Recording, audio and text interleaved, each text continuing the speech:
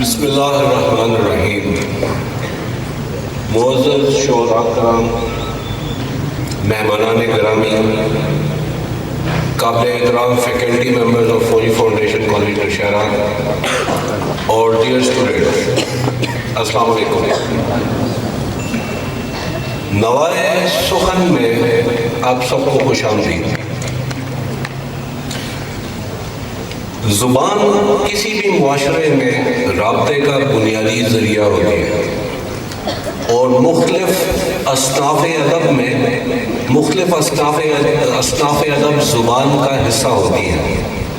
انہی میں سے ایک صنف شاعری ہے، اور یہی شاعری کسی بھی قوم کی ثقافت، قومی اخلاق اور قومی کردار کی عکاسی کرتی ہے، تعلیم میں بنیادی کردار ادا کرتی ہے اور معاشرے کو پروان چڑھاتی ہے.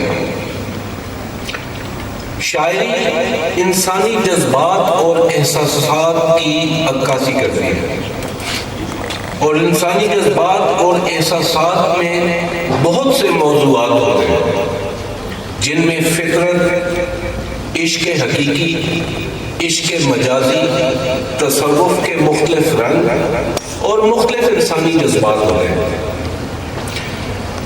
سامعین، شاعر معاشرے کے حساس انسان ہوتے ہیں اور ایک عام انسان کی نسبت جذبات اور احساسات کو مختلف انداز سے دیکھتے ہیں اور بیان کرتے ہیں، اور مشاعرے کے شعراء کی قابلیت، اور یہ جو مشاعرے ہوتے ہیں یہ شعراء کی قابلیت کو پذیرائی بخشنے کا ذریعہ اور ان کے اعتماد میں اضافے کا باعث ہوتا ہے.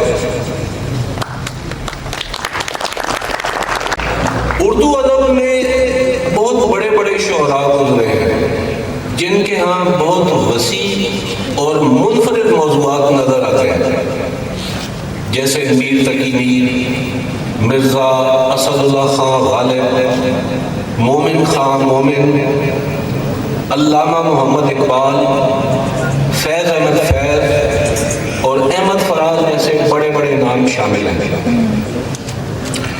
شاعری ایک ایسی ادبی صنف ہے جو جذبات کو متاثر کن الفاظ کے رنگوں میں ڈھالتی ہے اور دلوں کو بدلنے کی طاقت رکھتی ہے، جبکہ مشاعرہ زبان اور ادب کی ترقی میں خاص کردار ادا کرتا ہے. مشاعرہ ایک ایسا پلیٹ فارم ہے جس کے ذریعے بچوں اور بڑوں میں شعور اور آگہی پیدا کی جا سکتی ہے.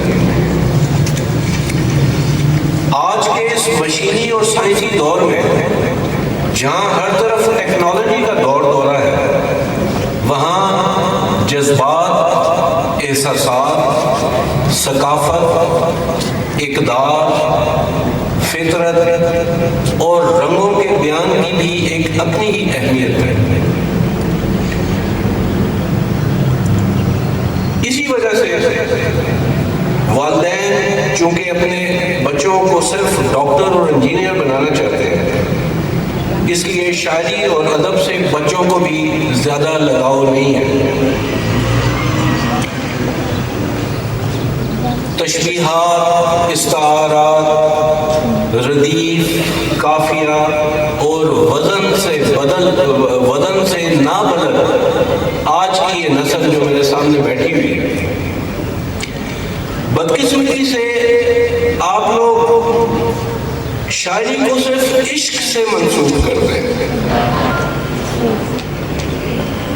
مطلب اگر لڑکی نے لفٹ کروا دی تو خوشی میں شاعری ہے، اور اگر لڑکی نے لفٹ نہ کروائی تو غم میں شاعری ہے. جو کہ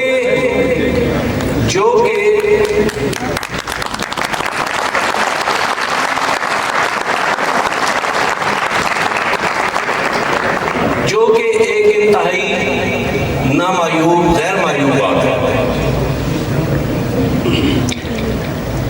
شاعری میں نے جیسا کہا کہ بہت سارے موضوعات ہوتے ہیں. مطلب جب علامہ اقبال کہتے ہیں کہ تجھ کو بتاتا ہوں تقدیر امم کیا ہے، شمشیر و ثنا اول طاؤس و رباب آخر.